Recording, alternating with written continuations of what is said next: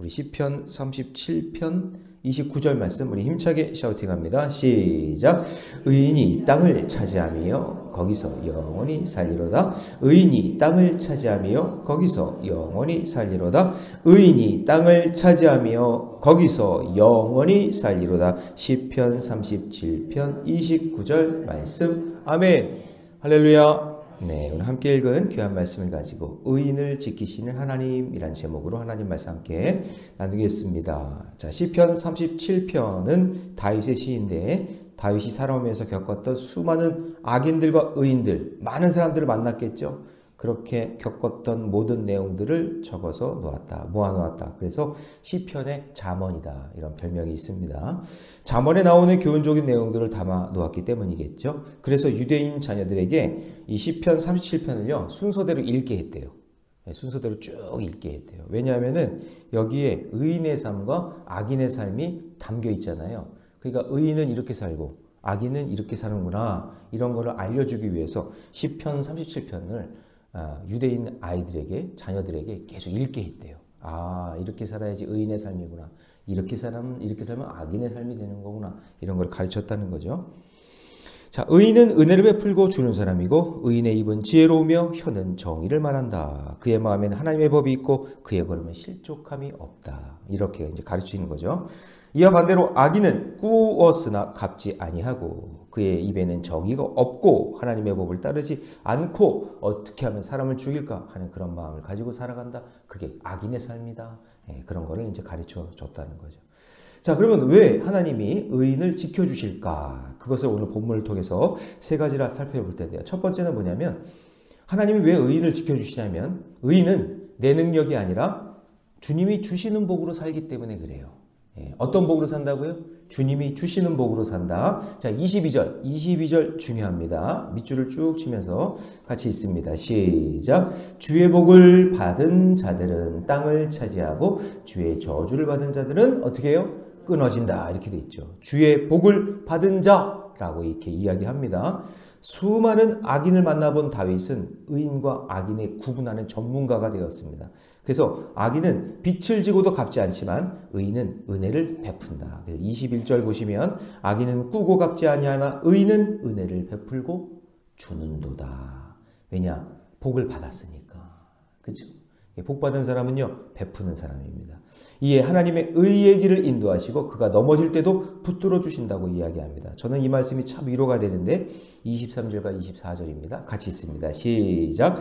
여호와께서 사람의 걸음을 정하시고 그의 길을 기뻐하시나니 그는 넘어지나 아주 엎드려지지 아니함은 여호와께서 그의 손으로 붙드심이로다. 자, 이게 이 말씀이 왜 위로와 격려가 되냐면요. 자, 보세요. 23절 보니까 하나님께서 나의 걸음을 정해 주셨대요. 내가 이렇게 가야 할 길을 주님이 정해 주셨대요. 여러분 별로 은혜가 안 되나 봐요. 내가 가야 할 길을 주님이 이렇게 정해 놓으셨대. 아, 그렇구나. 의인의 삶은 내가 내 마음대로 막 가는 게 아니라 하나님께서 정해 주신 그 길을 따라 가는 거예요. 그리고 또 은혜가 되는 건 뭐냐면 살다 보면 넘어질 때가 있어요. 24절 보세요. 넘어지나 아주 엎드려지지 않는데. 이 얘기는 뭐냐면 가다가 실수할 수도 있고 넘어질 수도 있고 어떤 사람이 공격할 수도 있고 자이든 타이든 이렇게 넘어질 때가 있는데 그런데 엎어지는 게 아니라 끝나는 게 아니라 다시 일으켜 세워주셔서 그 길을 가게 하신다라는 거예요. 그래서 성경에 보면 의인의 삶을 잘 보면 요셉을 보죠. 요셉도 인생을 어떻게 보면 넘어진 인생이잖아요. 형들이 그냥 팔아버리고 그 종살이하고 감옥살이하고 하는 그런 넘어지는 인생이었지만 하나님이 다시 일으켜 세우셔서 하나님의 귀한 도구로 사용하시잖아요. 할렐루야. 예. 야곱도 보세요. 자기 인생 험악한 인생이라고 얘기하지만 하나님께서 그 야곱을 통해서 이스라엘의 12지파를 만들어 주시잖아요. 예.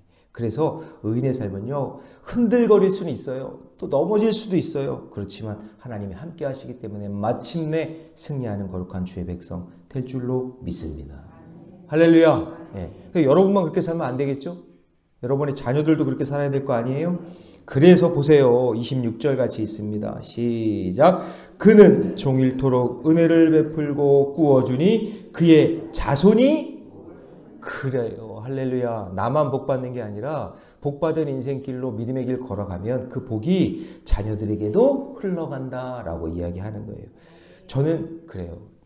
제가 목회자의 길을 걸으며 하나님의 복을 받았는데 그 복이 자녀들에게도 갔으면 좋겠어요. 예. 그 믿음의 길을 내가 걷는 그 복이 한 걸음 한 걸음 걷는 그 복이 자녀들에게도 그대로 흘러갔으면 좋겠어요. 네. 그게 다음 세대를 위한 복이에요. 우리가 뭐 엄청난 보물을 뭐 물려주고 엄청난 재물을 물려주는 게 아니라 믿음의 길을 걷는 것. 하나님이 그 가는 길을 정해주신다잖아요. 넘어져도 다시 이렇게 세워주신다잖아요. 이걸 받는 복이 얼마나 큰 복이에요. 이 복을 받는 것. 이것이 참 큰 복이라는 것을 잊지 마시기 바랍니다.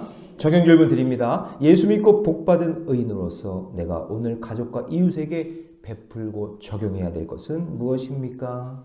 주님이 나에게 이미 복을 주셨음을 믿고 의인된 삶을 살아가시고 그 복이 자녀들에게도 흘러가기를 주님의 이름으로 축원합니다. 자, 두 번째, 왜 하나님이 의인을 지켜주실까요? 두 번째는요, 악에서 떠나 선을 행하기 때문입니다. 자, 27절 말씀 밑줄 치면서 읽습니다. 시작. 악에서 떠나 선을 행하라. 그리하면 영원히 살리라. 악에서 떠나 선을 행하라. 예. 그게 의인의 삶이기 때문에 하나님이 복 주신다 그 얘기예요. 다윗은 악에서 떠나고 선을 행하라고 권면합니다. 그래야 영원히 살 것이래요.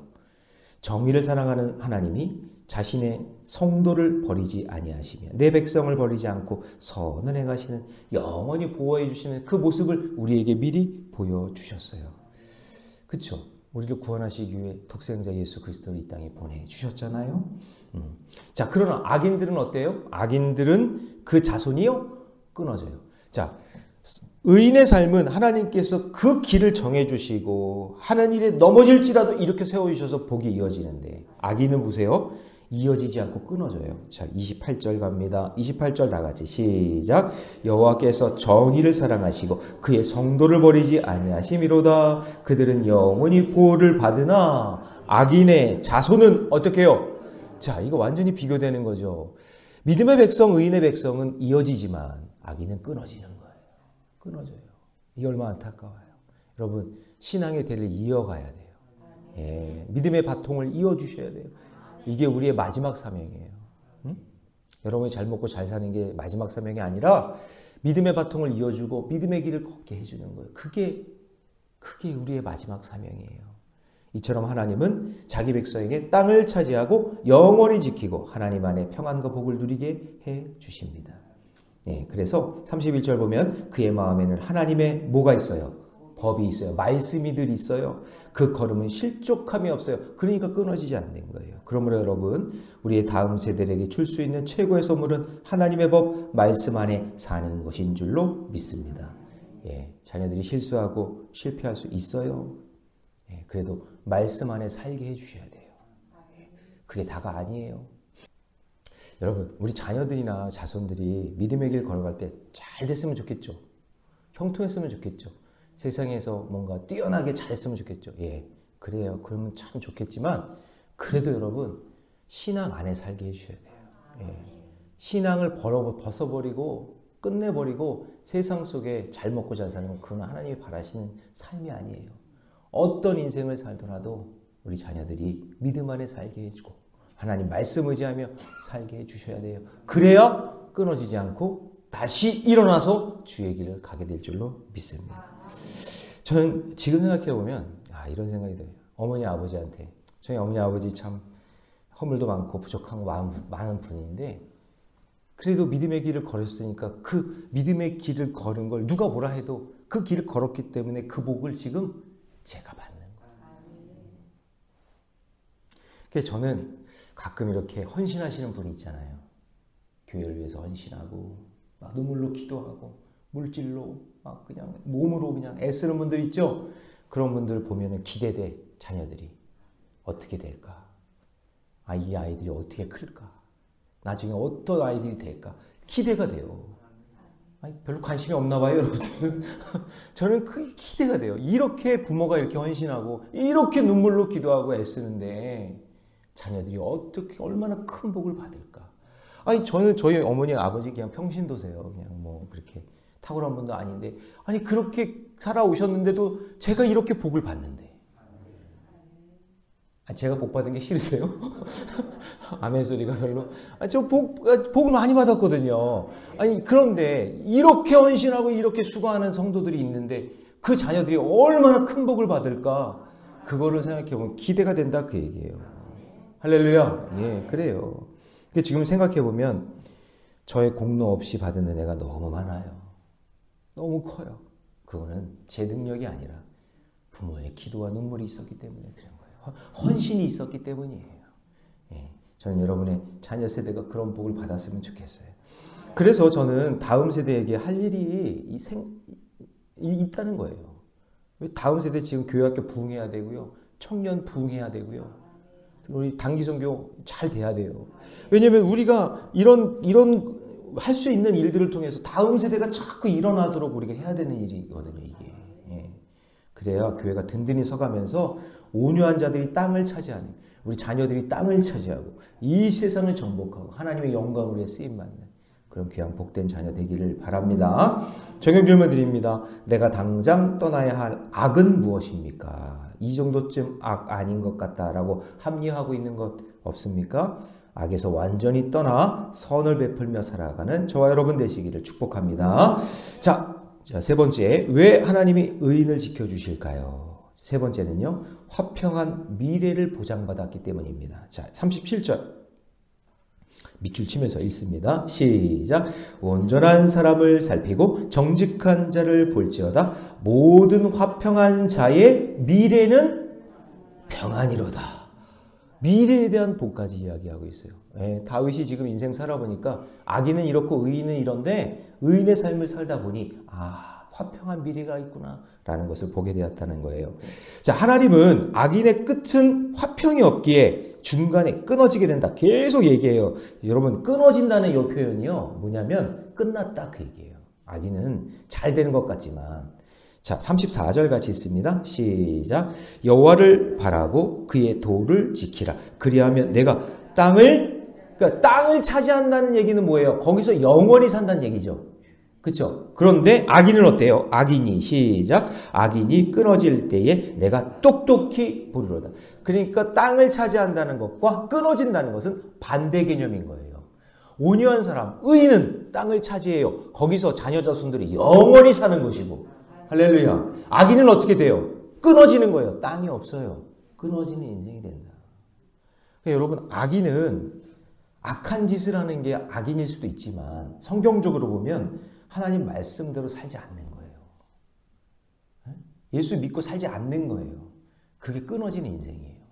그러니까 제가 신앙의 일치를 그렇게 강조하는 거예요. 우리가 이 땅에서 믿음의 땅에서 계속해서 믿음의 길을 걸어가야 되지 않겠어요? 그 나라 갈 때까지. 그렇죠? 그래서 그게 중요한 거예요. 잠시 후에 그들은 자취를 감추게 됩니다. 끊어진 인생들을 보세요. 36절 같이 있습니다. 시작. 내가 지나갈 때에 그는 없어졌나니 내가 찾아도 여러분 이게 지금 다윗이 경험한 거예요. 다윗이 딱 보니까 악인들은 잘 되는 것 같은데 어느 날 딱 보니까 없어졌어. 예? 발견하지 못해. 근데 의인은 영원히 살리로다. 예. 그래서 반면에 화평한 자는 하나님이 주시는 평안 속에 영원히 산다. 그게 37절 말씀이에요. 자, 그래서 여러분 우리 이 말씀이 또 이게 예수님이 이 말씀을 딱 암송하고 있었던 것 같아. 그래서 여러분 마태복음 5장 9절 보면은 화평케 하는 자는 복이 있나니 그들이 하나님의 아들이라 일컬어. 자, 여러분 이게 참 은혜가 되는 말씀이에요. 제가 아까 지금 계속 다음 세대 미래랑 연결되잖아요. 믿음의 길은 의인의 길은 땅을 차지하며 자녀 자손들이 계속 복을 받는 거예요. 근데 예수님은 이걸 어떻게 표현하셨냐? 화평케 하는 자는 복이 있나니 그들이 하나님의 누구? 아들이 된다. 그 얘기 뭐예요? 그들이 계속해서 하나님의 백성이 된다라는 얘기죠. 이런 복이 있기를 바랍니다. 예. 그래서 악인들은 결국 사라지지만 하나님을 의지하는 의인들은 환난 중에도 건짐을 받아 영원한 화평을 누리게 될 줄로 믿습니다. 자, 그래서 40절 말씀 같이 한번 읽어봅니다. 다 같이 시작. 여호와께서 그들을 도와 건지시되 악인들에게서 건져 구원하심은 그를 의지한 까닭이로다. 여러분 끝까지 주님을 의지하고 믿음의 길을 걸어가시기를 바랍니다. 그래서 여러분 보세요. 시편 1편에서 악인들은 뭐라고 얘기했냐면 겨와 같도다 그랬죠. 바람에 불면 다 날아가 끊어져.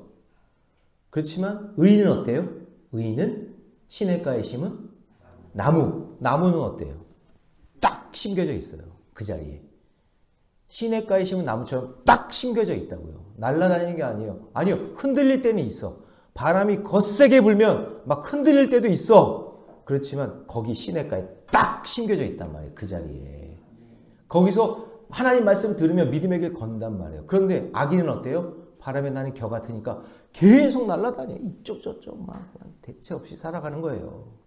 그래서 여러분 심겨져 있는 나무같이 그렇게 살아가시기를 바랍니다. 적용 질문 드립니다. 자, 4월의 마지막 날인 오늘. 예, 내일은 이제 5월 첫 주 온감세가 되겠네요. 예. 자, 오늘 마지막 날인데 나를 보호하신 하나님께 드릴 감사의 기도 제목은 무엇입니까? 여러분 말씀 안에 말씀이 들리는 공동체 안에 심겨져서 믿음의 길 잘 걸어가시기를 주님의 이름으로 축원합니다. 기도하겠습니다. 사랑의 하나님, 주님의 은혜 감사합니다. 의인을 지켜주시는 하나님 정말 감사합니다.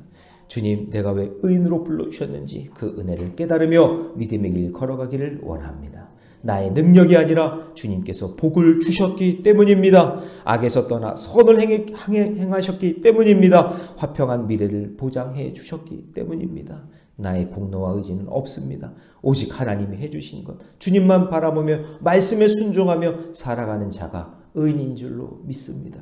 바라옵기는 우리 자녀들, 다음 세대, 자손들, 온 가족이 믿음 안에 살게 하시고 신앙일치 이루게 하여 주시고 나의 구원자이시고 나의 요새 되신 주님을 바라보게 하여 주셔서 화평케 하는 자로 살게 하여 주시고 우리 모두가 다 하나님의 자녀로 살게 하여 주옵소서. 이 모든 말씀을 우리 주 예수님의 이름으로 기도하옵나이다. 아멘.